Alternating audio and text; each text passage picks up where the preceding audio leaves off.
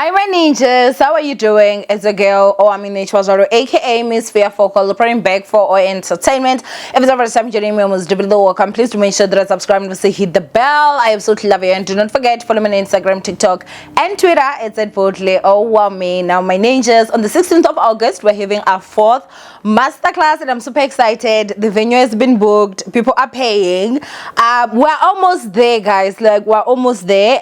So yeah. Make sure that you grab your ticket, okay?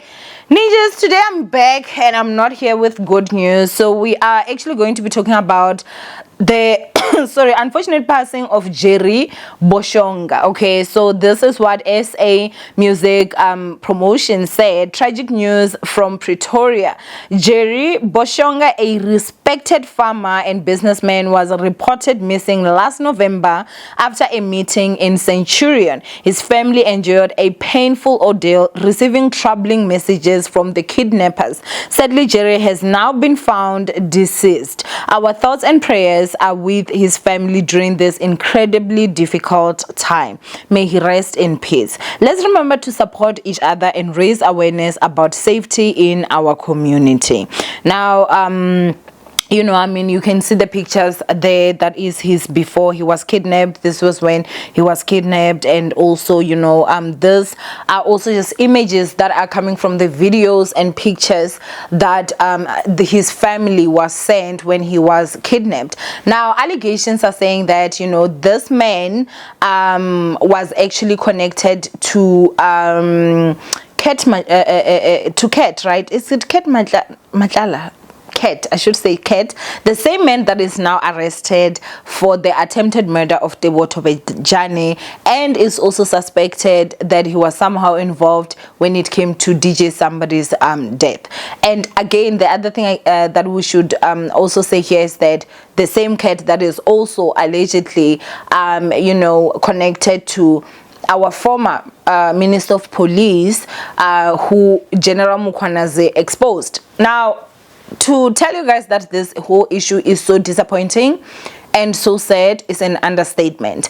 Remember the family, because I think this was an episode that recently aired on Cutting Edge, and the family was saying that they were communicating with the Minister of Police.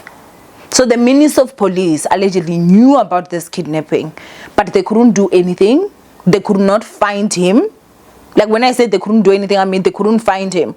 Like, you mean to tell me a whole Minister of Police, you have all the power up there, you couldn't like call the police officers that you trust and say, listen, go deep on this, we need to know. Clearly, number one, this person, wherever he went for that meeting, because he had gone there with his brother. I told his brother to wait outside. They are going in, and he never came out. And that was when, he sent his brother a message, said they took me, and that was it. That was the last time that anybody actually saw him alive, obviously apart from the videos that were sent. So the minister knew about this. Number one, he had to have been communicating with someone over the phone for him to go to that meeting. They could not track, they could not trace. Like, do we even have a police station department in this country? If the whole minister could, this is pissing me off. Like, what in the nonsense incompetence is this?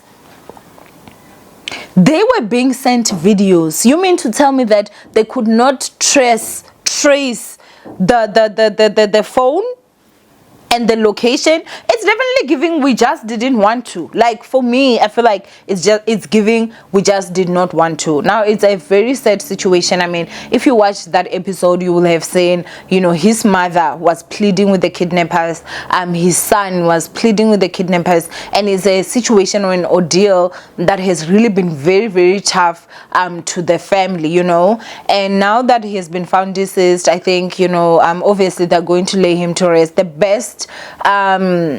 best outcome would have been for them to find him alive, but for me, I will not lie, rather than have a loved one that is missing forever, I would rather have a loved one that comes and I see them and I lay them to rest, I pay my final respects, and I mourn, because I think when your loved one is kidnapped and they are sending you pictures and videos of your loved one pleading, in pain, wounded. I remember I even saw another video where his eye was so swollen and he kept on saying, guys, I'm dying. And the amount of money that the kidnappers had actually requested for was just an absurd amount of money. I think at first they wanted 60 million rands, and then they went on to 110 million rands, and the family was saying, if we don't even have 1 million rands, where are we going to get all this money that these people, these kidnappers, are basically demanding? And I just do not know the state of his remains at which it was found.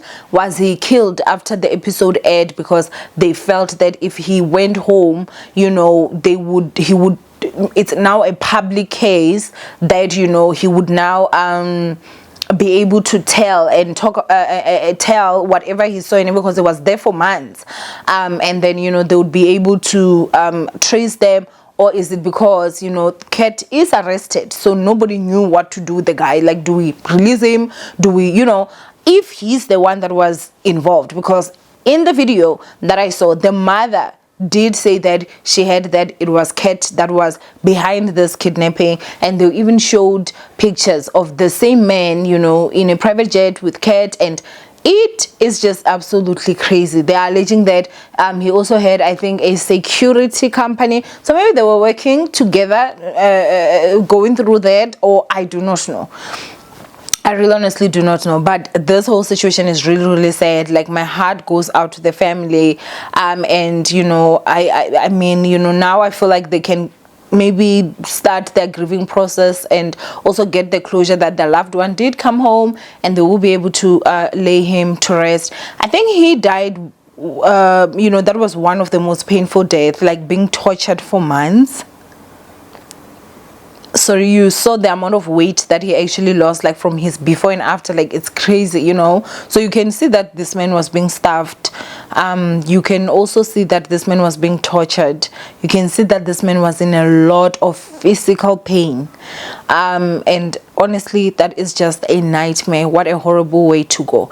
I do hope that the perpetrators will be found. I really honestly do. And I also do have to commend General Mukwanas, because ever since he came out to media, and he exposed that even the highest of the ranking when it comes to the police division, they have been working with criminals. We have been having arrests like nobody's business. It seems like every station just said, listen, every commander just said, listen, now we are going to work. I've said this many times. The reason why we get our police officers killed and disrespected by criminals and illegal foreigners, I have said that it is because they are not police to them, they are their colleagues. You cannot tell me that last week you were here. We are all selling these drugs and we are all making this money. And tomorrow when you come, you want to arrest me for the same drugs that now where you were getting money from. We all know that I was going there. You even escorted me when I had a huge load so that other cops on the road cannot stop me and search my car. But now you're here wanting to arrest me because when now you want to do your job. That is nonsense. That's how they end up even killing each other. The cops and the thugs. That's why they're so disrespected. How dare you? General Mukwanas said it. A cop and a criminal have nothing to do with each other. Yet we can see our high-ranking, even the ministers, they're in bed with these criminals. They're in bed with these criminals. So it is a really sad situation. But I honestly just... I hope that, we can just have a better South Africa and we can have a better SAPS.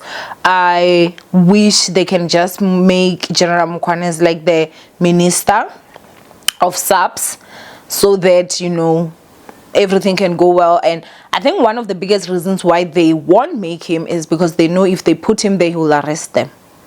Because that man does not care who you are, what your rank is. If you're a criminal, you're a criminal. And he will get you arrested. Imagine if Mukwanas just said, I'm going for the parliament. We're going to investigate them and their accounts and everything. Imagine.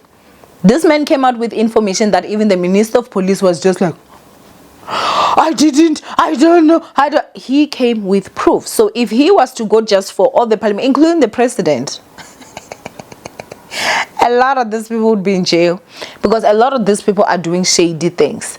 But my heart goes out to his family, and my deepest condolences from Owamie. I love you guys, stay blessed, and yeah, I'll see you guys in my next upload.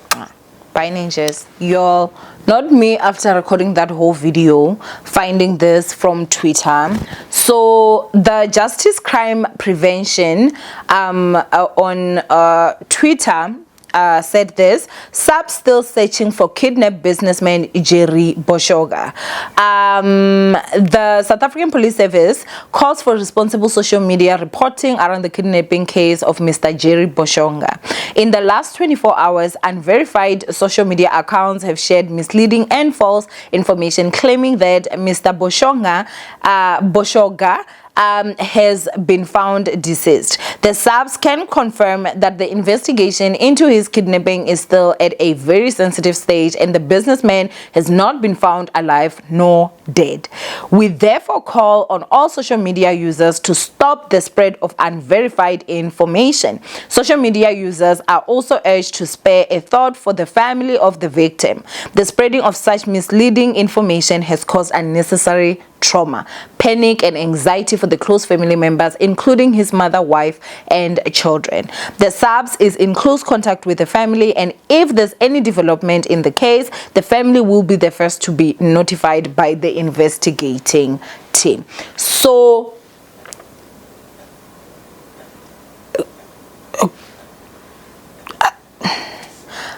good news that at least he has not been found dead, but bad news that he has not been found. And for me, I think, I don't know, like, I think it's high time that the police actually do start arresting people for starting false information, because obviously us as bloggers, we're gonna say allegedly, and that is it. We're going to give credit to whoever the news is coming from. But for me now, I'm asking myself, is this maybe a way to try test the waters, to see how the public would react if they did say that he was found dead? What if the kidnappers are the ones that actually gave the fake tip off to whoever is the one that actually posted? So I think whoever is the first person to publish this should get arrested and interrogated. Where did you get the information? Because I feel like it's a testing water kind of chandy right now. But anyway, it is good news that he has not been found deceased. However, he still has not been found. So yes, ninjas, yeah, I love you guys, stay blessed, and I will see you guys in my next upload. Bye ninjas.